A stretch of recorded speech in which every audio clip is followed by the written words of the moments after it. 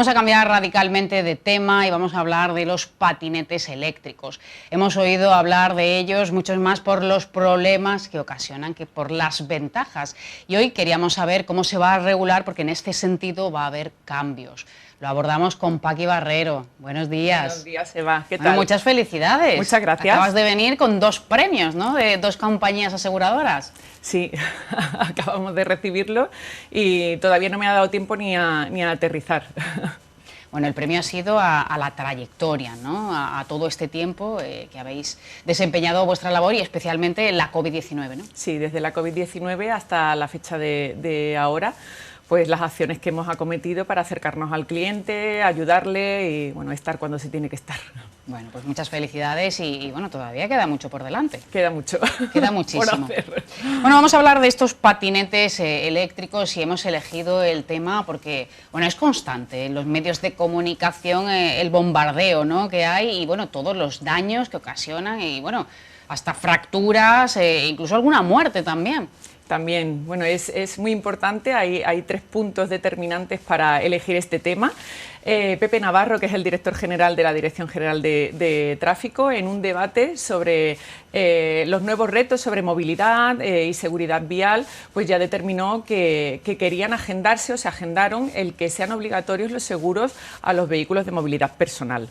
Esto, si se suma a que hace 2 semanas en la portada de un diario local, bueno, provincial, veíamos que el primer motivo de traumatismos ya en la provincia de Málaga están provocados por el uso de este tipo de vehículos, y que además en lo que iba en el primer semestre del 2021 ya teníamos un 51% más de accidentes de este tipo que en todo el 2020. Es una barbaridad, ¿eh? Es muchísimo, entonces es algo a tener en cuenta y que está abriendo un debate importante. De hecho, entró en vigor en enero de este año un Real Decreto, el 970/2020, para quien quiera verlo, que ya ha sido modificado en septiembre, y yo creo que va a estar sujeto a más reformas, pues porque hay mucha incertidumbre al respecto. Muchísima, y esas velocidades que alcanzan. Bueno, ¿quién está solicitando expresamente un cambio en la normativa? Sobre todo los ayuntamientos, la Fiscalía también, pero las administraciones públicas, más concretamente los ayuntamientos, están solicitando la obligatoriedad de este tipo de seguros y regular esto de una mejor manera. ¿Y por qué precisamente lo están pidiendo ahora? Lo están pidiendo porque ya incluso en las mutuas, o sea, si hemos incrementado el uso de este vehículo para trasladarnos a nuestros puestos de trabajo, las mutuas ya están teniendo este tipo de accidentes como algo normalizado y que hay que regularizar. De hecho, las estadísticas indican que han superado los accidentes por vehículos de movilidad personal al uso de las bicicletas. Sigue estando por debajo de los ciclomotores, pero ya muy cerca también. Y incrementándose que en el Hospital Regional de Málaga, todas las semanas mínimo 1 o 2 personas vienen accidentadas por el uso de este vehículo. Es una barbaridad, es una barbaridad. Y además en personas jóvenes. ¿Cómo se pueda evitar que esto siga sumando cada vez más víctimas? Yo creo que es importante la concienciación al ciudadano. Ya la Dirección General de Tráfico también indicó que iba a lanzar una campaña para poder concienciar y explicar al ciudadano las normas. Y hay aquí un dato curioso, Eva, que es otro motivo por el que sacar pecho, que es el Real Automóvil Club de Cataluña, que es la organización más importante en España sobre el estudio y uso sobre la movilización ciudadana, y que sigue siendo referencia a nivel europeo. Ha realizado un estudio, en este caso sobre los ciudadanos de la ciudad de Barcelona, pero se puede extrapolar a muchas otras ciudades, donde más del 51% de los usuarios de este vehículo llevan menos de 1 año utilizándolo. No saben la normativa, y ellos mismos expresan el deseo de saber cómo utilizarlos, y también un poco el asunto de la limitación de las velocidades, porque hay vehículos que se están modificando, trucando, y superan los 25 km/h, que es el límite máximo al que debemos circular con este tipo de vehículos. Claro, trucando ya el colmo, ¿no? Porque sí, ellos tienen que ir por el carril bici y no lo hacen. No, van por el acerado, van por la carretera. Y eso ya sí que está regulado. Si no hay carril bici, sí pueden ir por la calzada, o incluso si es una vía semipeatonal, pueden, dentro de unos límites y el sentido común, pueden utilizar el patinete eléctrico en esas vías. Sí que es cierto que esto se está delegando en los ayuntamientos. Entonces, en el caso de la provincia de Málaga, hay cuestiones que todavía no están siendo iguales que a otras comunidades autónomas u otras ciudades. Pero bueno, veremos, como hemos dicho, es algo que está en movimiento y reforma constante. ¿Y cómo podemos hacer si tenemos un patín eléctrico para asegurarlo? Creo que es el mejor momento, ¿no? Siempre utilizamos la oportunidad de hablar de aquellas cosas que es el momento. ¿Por qué? Pues ahora mismo no es obligatorio nada más que en algunas ciudades de España.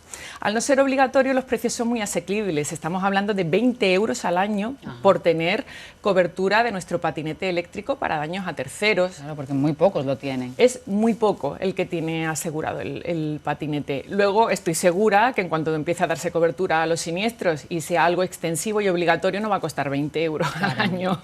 Así que quien pueda que aproveche ahora mismo.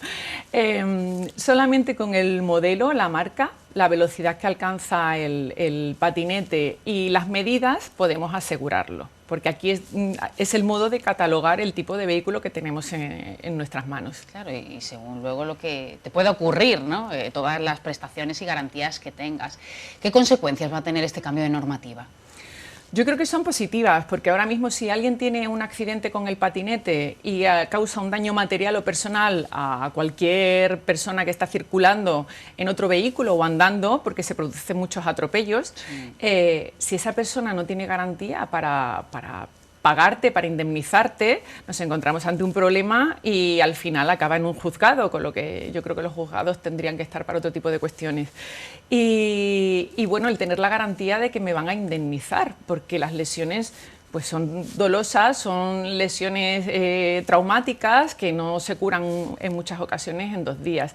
Y no solamente mientras estamos causando el daño a tercero mientras circulamos, sino si nosotros nos caemos, si se incendia nuestro patinete, cuando estoy plegando, desplegando. Hay muchos motivos u origen de accidentes utilizando estos vehículos. Claro, hay que pensar en todo. En todo. Hablas de incendio, que a lo mejor no lo pensamos. No lo pensamos, pero las baterías en algunas ocasiones salen ardiendo o emiten algún tipo de líquido contaminante. Todo esto quedaría cubierto en el seguro. O la reclamación de daño, que también. ¿Cuándo empezará a ser obligatorio? Todavía no se sabe la fecha.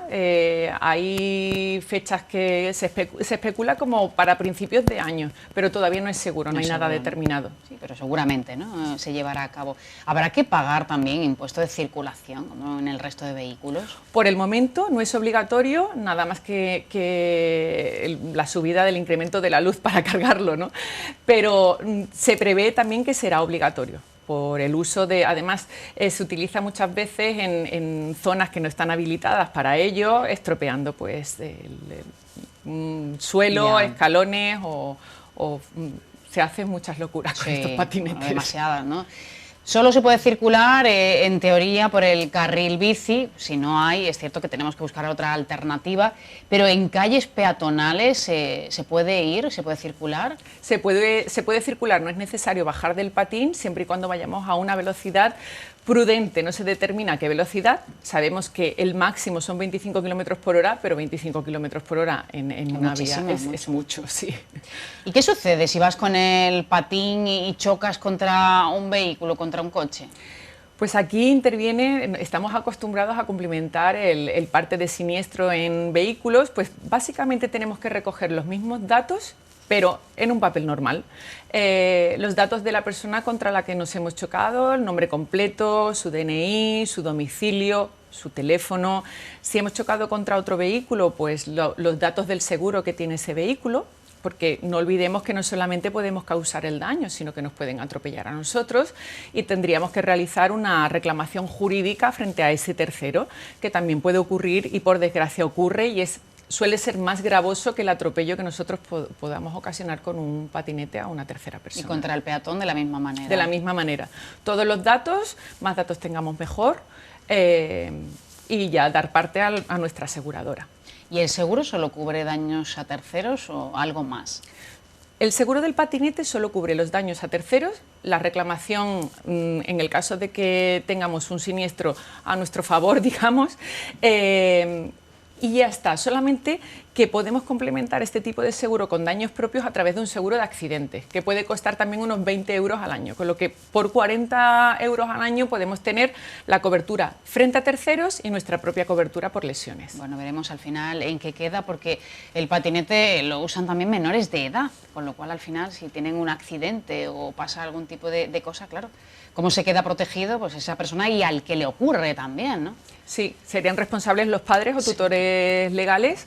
De hecho, hay ciudades en las que ya no se permite el uso de estos vehículos para menores de 16 años y no debemos olvidar que ha sido en realidad casi un juguete, ¿no? Cuando eran los Segways, que eran esas máquinas, ese primer patinete eléctrico que veíamos tanto después de Reyes. Claro, hablas de menores de 16, pero los menores de 18, pues también, y se utiliza, es muy recurrente. Los adolescentes lo utilizan como medio de transporte. Muchos de ellos lo combinan con el transporte público, porque hay ciudades que ya incluso están habilitando apartados en el transporte público para poder doblar nuestro patinete y hacer una movilidad combinada. Bueno, pues ya hablaremos de en qué queda la cosa y que no es un juguete precisamente y no es una bicicleta. Paqui, gracias. Muchas gracias, Eva. Gracias. Nos vamos a marchar unos minutitos a publicidad y continuamos. Hasta ahora.